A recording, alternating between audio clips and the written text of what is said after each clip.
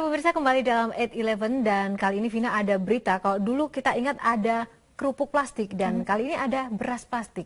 Di mana pedagang warung nasi uduk di perumahan Mutiara Gading Timur pemirsa di Kelurahan Mustika Sari, Kecamatan Mustika Jaya, Kota Bekasi pada Senin malam dikejutkan dengan penemuan beras plastik yang dicampur dengan beras asli sejenis Ramos saat akan dimasak untuk dijual di warung.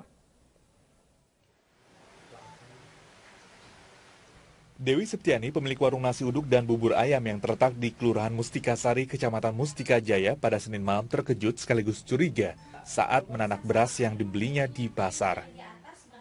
Kecurigaannya ini terbukti saat ia menanak nasi. Beras yang ia tanak tidak menjadi nasi. Pada saat menanak nasi, air berada di atas tidak bercampur dengan berasnya. Apalagi pada saat dimasak untuk bubur, makin terlihat perbedaannya. Ia pun kemudian berusaha mencari tahu bentuk fisik dan beras yang ia beli. Belakangan ia ketahui beras yang dibelinya adalah beras sintetis alias beras plastik.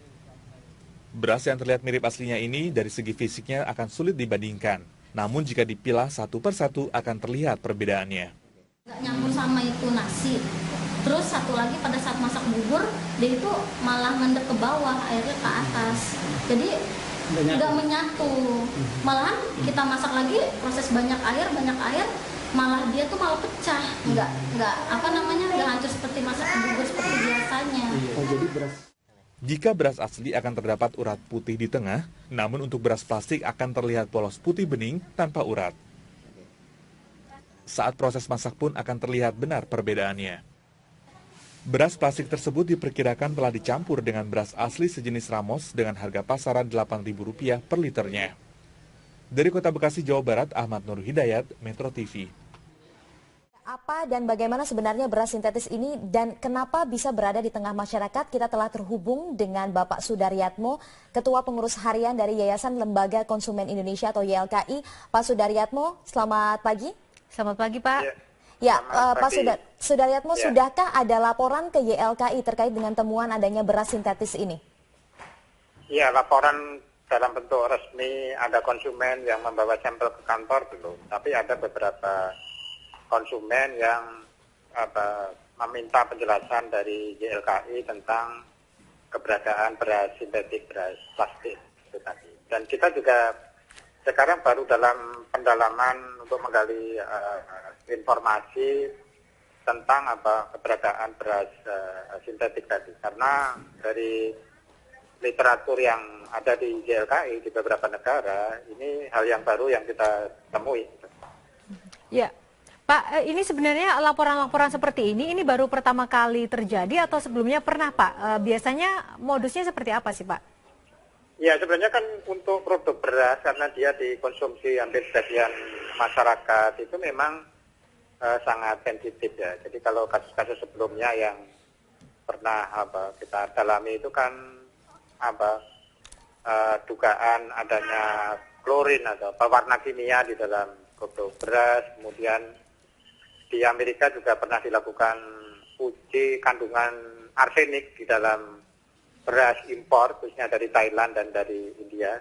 Kita belum pernah melakukan. Arsenik itu ada dugaan dia bukan dari pasca panen, tapi dari tanah di mana padi itu ditanam itu ada kandungan arsenik. Kemudian ada beberapa yang mengklaim beras wangi. Ya. Ini juga harus dipastikan apakah pewangi tambahan itu memenuhi syarat untuk produk pangan atau food grade kan gitu ya. Selain yang terakhir beras oplosan ya. Kalau beras oplosan itu sudah jamak dilakukan hampir. Kalau kita beli produk beras itu agak sulit untuk menemukan beras yang tidak oplosan. Gitu. Ya. Pak Sudaryatmo, lalu adakah informasi dari laporan yang sudah diterima, ini keberadaan beras plastik ini tercampur di jenis beras seperti apa? Kita menduga itu dipasarkan dalam bentuk beras curah ya. Jadi kalau kita membeli beras di pasar itu kan ada beras curah, ada beras dalam kemasan.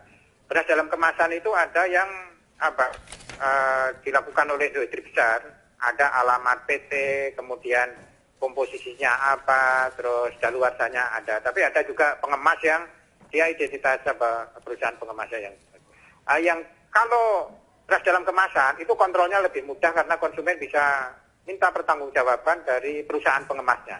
Yang jadi masalah adalah beras curah. Ini kan konsumen kan berhubungan dengan pedagang dan dalam banyak kasus juga agak sulit meminta pertanggungjawaban pedagang. Yang mungkin dilakukan adalah Pemda itu secara periodik melakukan regular inspection dalam bentuk mengambil sampel beras curah, kemudian diuji lab apakah mengandung bahan berbahaya atau tidak. Termasuk tadi, termasuk beras sintetik tadi, kalau itu berasal dari plastik, ya plastik itu kan karsinogenik ya, mengandung bibit kanker. Jadi kalau dia dikonsumsi dalam jangka panjang, dia akan berpotensi menjadi bibit kanker dalam tubuh orang yang konsumsi kan gitu.